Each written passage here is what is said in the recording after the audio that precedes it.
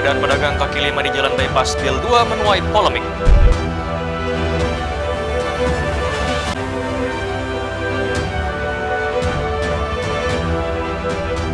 Jam operasional hiburan malam di kawasan wisata Senggigi akan dibatasi selama Ramadan.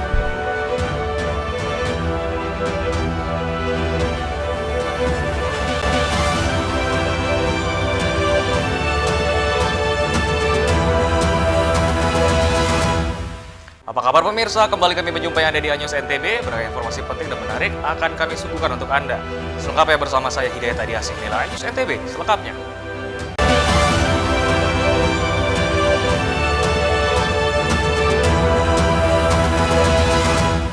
Informasi pertama kami, pemirsa, keberadaan pedagang kaki lima di Jalan Bypass Bil 2 menuai polemik karena para pedagang menggunakan ruang jalan untuk berjualan.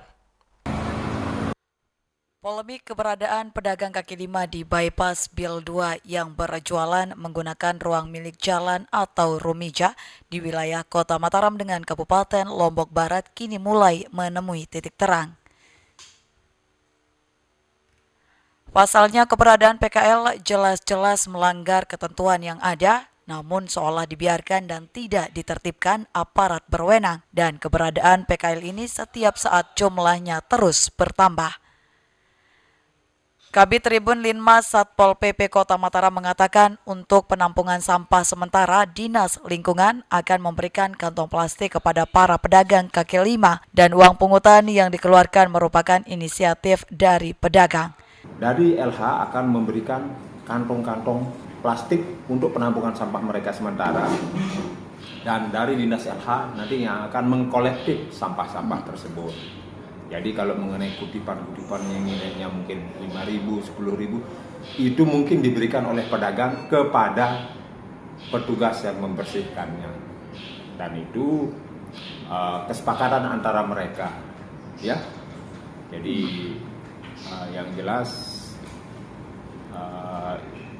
mungkin inisiatif dari para pedagang itu. Terkait PKL dan itu sudah kita komunikasikan, dan untuk tidak berjualan di rumija, ruas milik jalan, itu sudah kami lakukan dari setahun yang lalu, dan batasnya itu sudah kita sepakati, boleh berjualan dari ujung jembatan itu dekat kali ke arah untuk di wilayah Lombok Barat. Nah sisanya kalau untuk Kota Mataram memang saya nggak mau tahu. Dalam waktu dekat ini keberadaan PKL yang menggunakan ruang milik jalan akan ditertibkan petugas. Dari Mataram, Hari Kasidi, iNews melaporkan. Jam operasional hiburan malam di kawasan wisata Senggigi akan dibatasi selama Ramadan, di mana upaya ini diambil pemerintah daerah untuk menghormati umat muslim yang tengah menjalankan ibadah puasa. Pemda Lombok Barat akan mengeluarkan himbauan terkait izin operasi tempat hiburan malam di kawasan wisata Senggigi selama bulan Ramadan. Operasional yang diberlakukan dari jam 22.00 WITA hingga jam 00.00 WITA. Untuk jam operasional tempat hiburan malam, Pemkab Lombok Barat akan menurunkan tim untuk melakukan monitoring. Selama ini ada beberapa tempat hiburan tempat karaoke yang dikeluhkan warga setempat, terutama lantaran suara bising musiknya masih terdengar tanpa peredam suara. Untuk itu pengusaha yang belum mengindahkan teguran tersebut saat ini terus diingatkan agar menggunakan peredam suara agar tidak mengganggu warga setempat. Surat edaran yang dikeluarkan oleh Pemda Lombok Barat yang disusun oleh Kasbangpol bahwa aturan itu sama dengan tahun lalu, tidak ada yang berubah ya penerapannya ya, baik untuk usaha hiburan maupun restoran itu sudah jelas dan sudah kami teruskan ke semua pelaku usaha pariwisata yang ada di Senggigi dan di Sekotong maupun di tempat-tempat lain. Ketua Asosiasi Pengusaha Hiburan di Senggigi Lombok Barat menyepakati soal aturan jam malam yang diberlakukan kepada semua jenis jasa hiburan malam di kawasan Senggigi. Jam operasional tidak ada perubahan dari tahun sebelumnya. Dari jam berapa ke jam berapa? Dari jam 10 sampai jam 12. Terkait masalah volume itu ada penurunan juga. Kita maksimal ya setengah Dari hari biasanya. Ya. Surat himbauan jam operasional tempat hiburan akan segera dikirim Pemkab Lombok Barat ke para pengusaha hiburan malam. Sebagai tindak lanjut surat himbauan yang dikeluarkan tersebut, Satpol PP Lombok Barat akan tetap melaksanakan patroli. Dari Lombok Barat, Muzakir iNews melaporkan. Menjaga ketersediaan stok beras selama bulan puasa hingga Lebaran tahun ini, kantor wilayah Bulog NTB akan mendatangkan sebanyak 40.000 ton beras dari Jawa Timur, di mana sementara jumlah stok beras yang ada di gudang Bulog saat ini berjumlah 3.000 ton.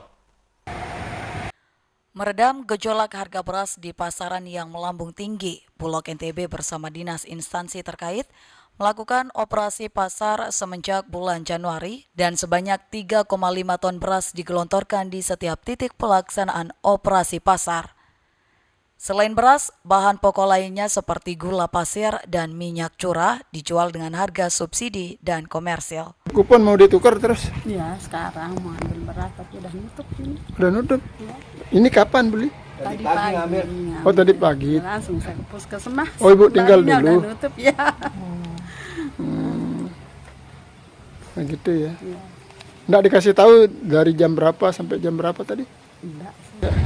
Beli tepung, gula sama beras. Beras. Gimana Mbak? Perbandingan harga dengan di pasaran? Biasanya di supermarket tuh 80-an sih, 80-an gitu. lebih. Tapi ini kan karena tadi dengar di kantor di Bulog kalau yang bagus nih lebih mulai turun. Betul. Intinya ada selisih lah ya. Kondisi stok beras di gudang Bulog NTB saat ini mencapai 3.000 ton. Untuk menjaga ketersediaan stok selama berlangsungnya puasa hingga Lebaran tahun ini, Bulog akan mendatangkan sebanyak 40.000 ton beras dari Jawa Timur. Data rilis kantor wilayah Bulog NTB menyebutkan jumlah stok beras yang ada di gudang Bulog saat ini berjumlah 3.000 ton. Pada hari ini stok kami sekitar 3.000 ton, tapi dalam bulan Maret, April ini kami akan ada tambah lagi dari Jatim kurang lebih sekitar 20.000 ton untuk memenuhi kebutuhan Ramadan sampai menjelang Lebaran nanti. Untuk informasi harga kebutuhan pokok yang dijual di Bulog NTB seperti beras subsidi ukuran 5 kg dengan harga Rp52.000, gula pasir Rp17.500 dan minyak curah Rp15.000 per liter. Dari Mataram, Hari Kasidi, iNews melaporkan. Kami akan segera kembali, tetaplah bersama iNews NTB.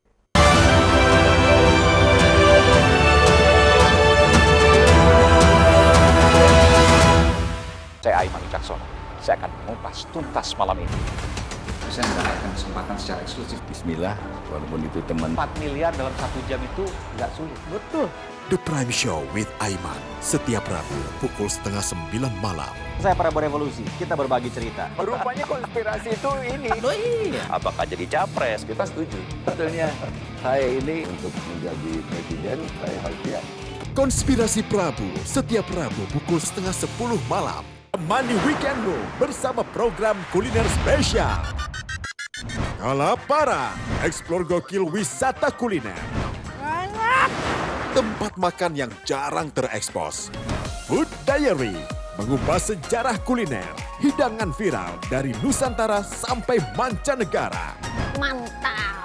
Saksikan Kuliner Special Weekend, Sabtu dan Minggu pukul 10 pagi di iNews. Selamat datang di iNews Today. Lengkapi pagi Anda dengan update informasi terkini. Saling dorong antara petugas kepolisian dan penghuni rumah. Mobil sport mewah menabrak 5 kendaraan. Boleh nggak sih dikasih senjata? Nggak boleh. Saya punya di bawah supervisor nih sebenarnya. Serangan brutal Israel dengan dalih Syahrul Yassin Limpo kembali ke Merah Putih KPK pada Kamis malam. iNews Today setiap Senin sampai Jumat pukul 10 pagi di iNews. CCTV tersebar di seluruh penjuru. Komplotan pencurian mobil, tabrakan lalu lintas dan pelanggaran melawan mobil ugal-ugalan menabrak pesepeda.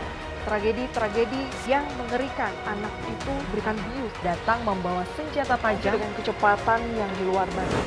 Terekam kejadian-kejadian unik warga plus 62. Nama saya Brigadir Marcelina dan inilah dia program terekam.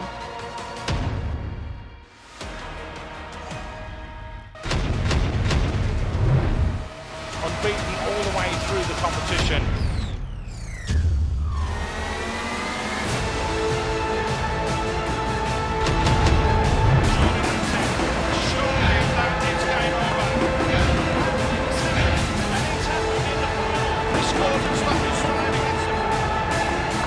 AFC Asian Cup 2023 live di iNews.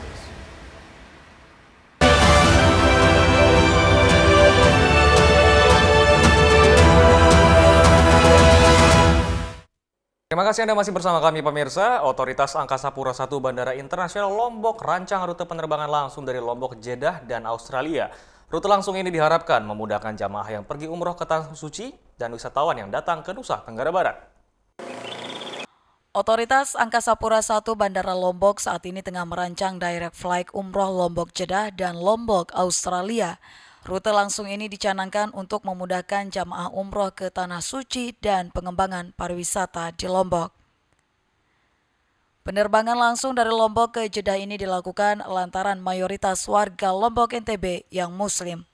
Pasalnya berdasarkan data pada tahun 2023, jumlah jamaah umroh mencapai 18.480 jamaah.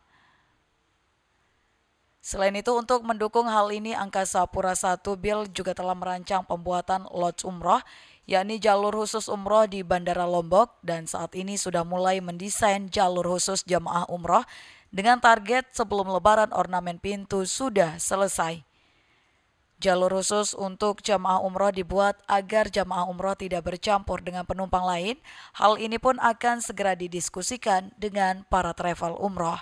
Akan diskusi dengan teman-teman dari travel umroh, kalau boleh kita akan buat lounge umroh. Jadi lounge yang dikelola oleh Angkasa Pura, yang juga nanti setiap orang masuk itu berapa rupiah, yang itu juga nanti supaya mereka tidak usah lagi bawa nasi dipegang, gitu. Tapi datang situ kita layakkan bagaimana dia sebagai tamu Allah. Tamu presiden aja kita buat bagus, Pak. Ini tamu yang punya hidup, harus kita buat lebih bagus. Kan begitu. Ini kita akan gandeng sama-sama juga dengan teman-teman dari travel umroh. Sementara itu, terkait penerbangan langsung Lombok Australia, Angkasa Pura meyakini hal ini dapat mengembangkan potensi pariwisata di Lombok. Pasalnya potensi wisatawan dari Australia sebesar 5.688 orang sehingga akan berdampak ke sektor pariwisata. Dari Lombok Tengah, Emma Widiawati, iNews melaporkan. Kita berada ke Lombok Timur, pemirsa. Ratusan warga Lombok Timur serbu bantuan paket sembako, di mana bantuan sosial ini diharapkan bisa membantu warga untuk memenuhi kebutuhan sehari-hari menjelang ibadah puasa.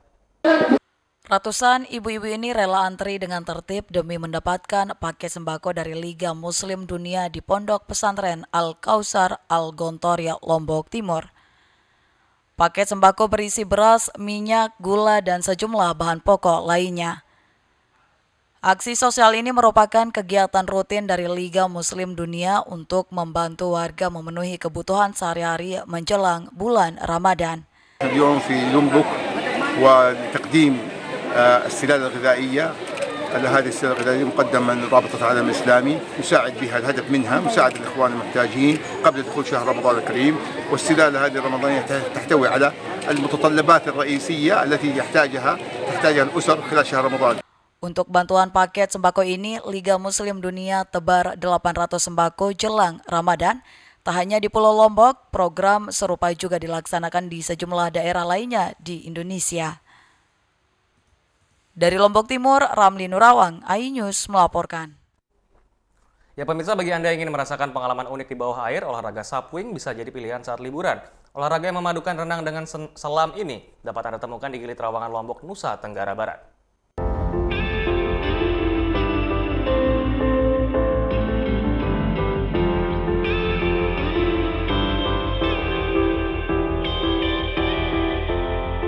Selain Bali, Lombok ternyata juga menyimpan sejuta pesona alam yang tidak kalah menarik dan eksotiknya. Ya, salah satunya Gili Trawangan. Pulau kecil dan menawan ini banyak menyuguhkan pemandangan alam yang menakjubkan. Maka tak heran Gili Trawangan yang berada di Nusa Tenggara Barat ini sudah terkenal sampai mancanegara. Objek wisata alam ini rupanya banyak menawarkan permainan air yang menyenangkan, di antaranya olahraga air subwing. Penasaran seperti apa? Kita mau melakukan suku olahraga yang ekstrem pastinya dan juga unik. Menurut gue sih unik banget. Baru ya, masih baru ya, termasuk baru ya. Termasuk baru. Nah, penasaran nggak? Satu-satunya di Indonesia. Oh, dengerin. Satu-satunya di Indonesia. Hanya ada di Gili Trawangan ya. Wah, ternyata olahraga air sabung ini baru ya buat mereka. Tapi sebelum menyelam, si Bule dan Albert rupanya juga sempat di-briefing oleh sang instruktur. Jadi ada cara yang mungkin agak sedikit uncomfortable in mind, but this is work so well. So caranya kayak gini. Nanti kalau saya mau ke kanan contohnya, papan yang sebelah kiri yang saya ini duluan. Nanti papannya secara otomatis bakalan muter kayak gini. Gitu kan? Nanti kalau misalnya Mas lepas di tengah laut, itu tinggal kayak gini aja ya. Tinggal wave kita, nanti kita stop.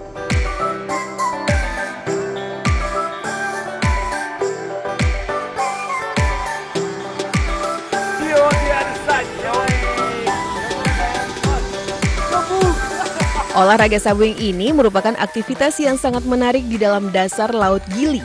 Karena ini merupakan perpaduan olahraga air dan olahraga selam yang bisa dirasakan sensasinya pada saat tengah berada di kedalaman.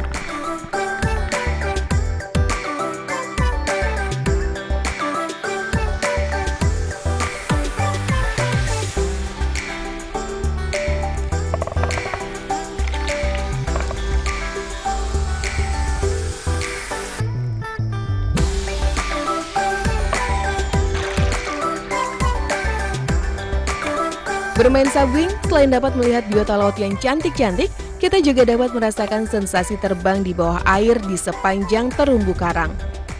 Selain itu, berselancar di dalam air ternyata juga bebas melakukan atraksi apa saja, seperti Albert dan si Bule ini. Mereka bergantian saling berpegangan seperti sirkus yang tengah beratraksi di depan penonton.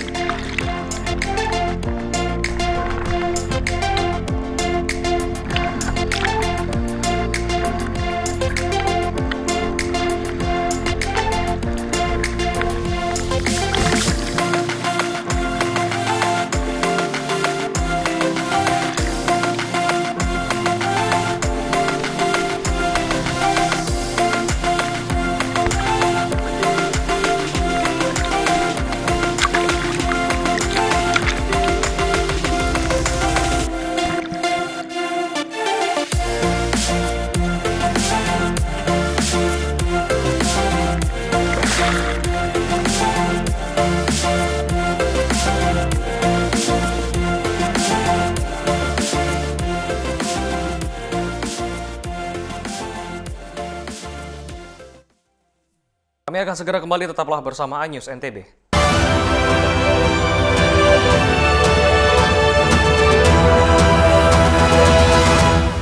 Mengupas makna dan tafsir Al-Quran bersama ulama terkemuka tanah air. Qaumum min qaum khairun minal yadis suflah. Nggak bakal bisa dibayar oleh dunia dan seisinya. Jelas, lugas untuk kehidupan sehari-hari. Di antara yang merusak hati adalah buruk sangka. Wa aqimus shalah wa atuz zakah. Itu pun sejajar dengan jihad fisabilillah. Cahaya Hati Indonesia, Sabtu dan Minggu pukul 12 siang di iNews. Menyoroti kecurangan. Yayasan Al Zaitun 580 tersangka. Dia 2 koma. Dan nggak lama lah, saya pasti lawan. Menyuarakan keadilan. Yang menghujat.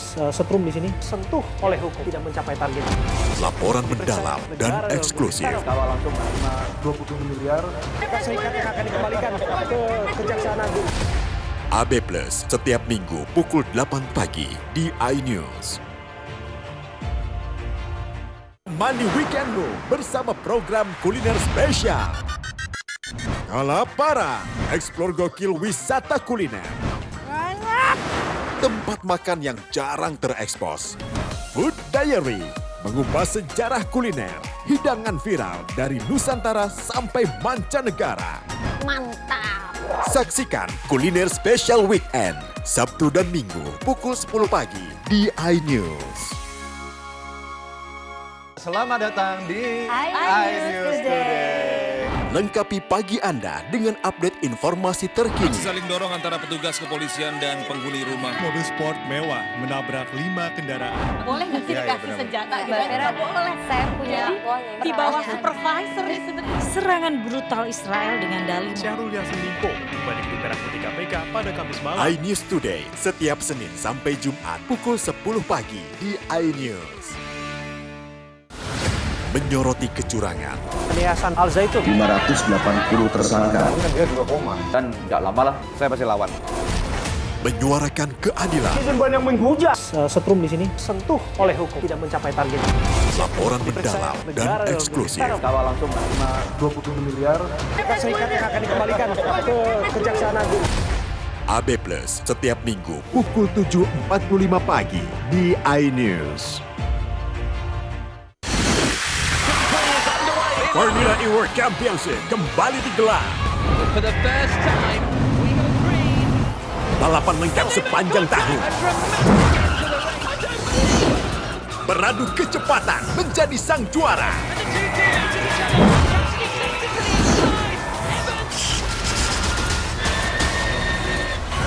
Formula E World Championship 2024 hanya di iNews.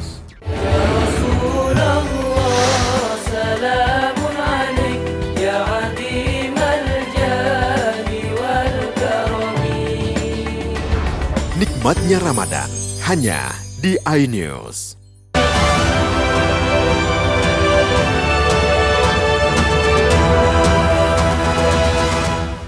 Terima kasih yang masih bersama kami pemirsa. Selain dikenal dengan hamparan pasir putih, Pulau Lombok, Nusa Tenggara Barat memiliki hasil kerajinan yang cukup terkenal hingga mancanegara.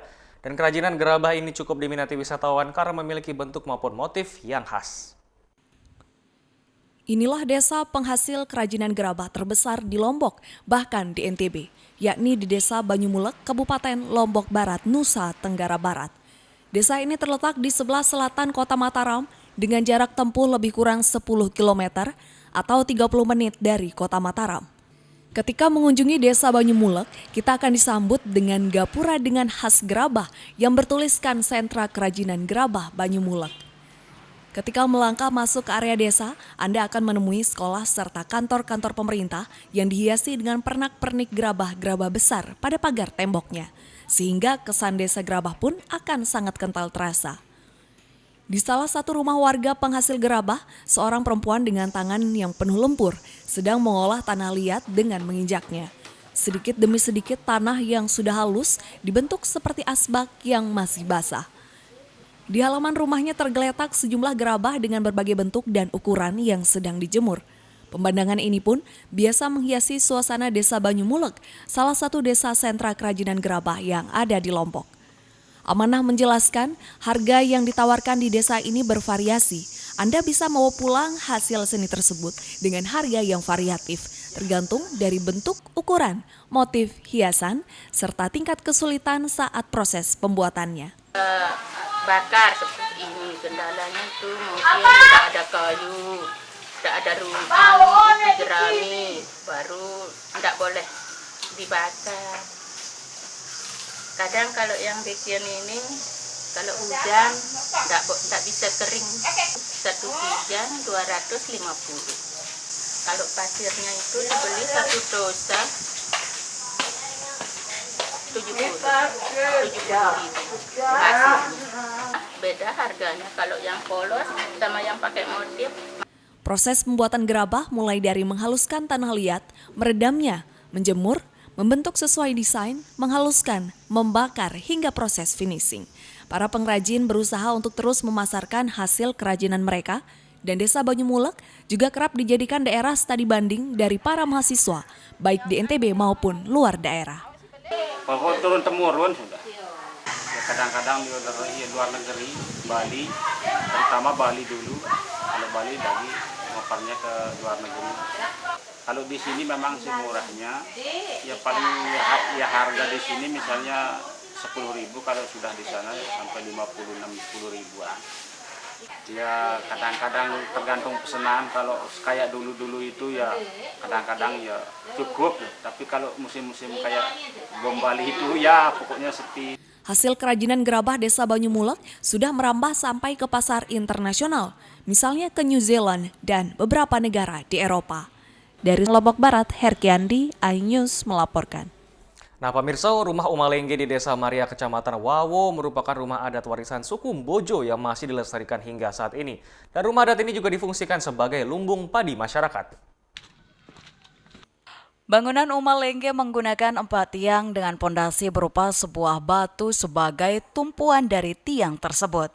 Konstruksi bangunannya pun sangat kuat dan tidak mudah runtuh karena memang suku Mbojo membuatnya agar tahan terhadap gempa dan angin kencang. Tampilan bangunan Umalengge tampak sederhana, namun pembuatannya ternyata tidak bisa sembarangan, butuh keahlian dan teknik yang khusus agar tetap artistik dan kokoh hingga mampu bertahan bertahun-tahun sampai saat ini.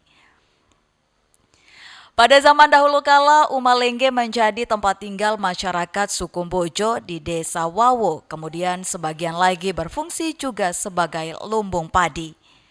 Selain kuat, rumah adat ini juga memiliki keunikan sendiri, yaitu sangat sulit untuk menaiki atau memanjatnya, kecuali menggunakan tangga, bahkan tikus sekalipun tidak akan mudah untuk naik ke atas rumah. Sebab terhalang oleh ngapi atau lampi dan batu pondasi yang konon katanya telah memakai mantra dari para sando atau dalam bahasa setempat dukun. Lampi atau penampang tersebut selain berguna untuk mencegah tikus masuk ke Umalengge, juga berguna untuk mengunci struktur lantai 2. Struktur dan fisik bangunan Umalengge juga mengandung nilai-nilai sosial masyarakat di dalamnya, salah satunya adalah nilai sosial silaturahmi. Jumlah Umalengge sekarang yang masih asli 13 kakak, yang berubah jadi Uma Jompa 103, jadi 116 keseluruhan. 116 kakak ya. Berarti yang masih ditempati ada berapa? Masih tempati semua di tempat cuma 1-2 aja yang ada penerusnya yang saya tidak pakai ya. Jadi sekarang seharian dipakai untuk apa, nyimpan apa gitu? Sekarang sudah jadi tempat untuk nyimpan padi. Dulu kan sebagai rumah orang tua yang pertama untuk tempat tinggal umum 4 ya. Sekarang yang alih fungsi jadi untuk lumbung padi. Keunikan bangunan tradisional ini tidak menggunakan paku sama sekali untuk menggabungkan atau meletakkan kayu-kayu, namun menggunakan wole untuk menggabungkan atau meletakkan kayu seperti rii atau ngapi. Dari Bima, Herkiandi, iNews melaporkan. Informasi tadi sekaligus menutup perjumpaan kita di iNews NTB kali ini. Saya Hidayat Adiasi mewakili kru tugas pamit. Terima kasih dan sampai jumpa kembali.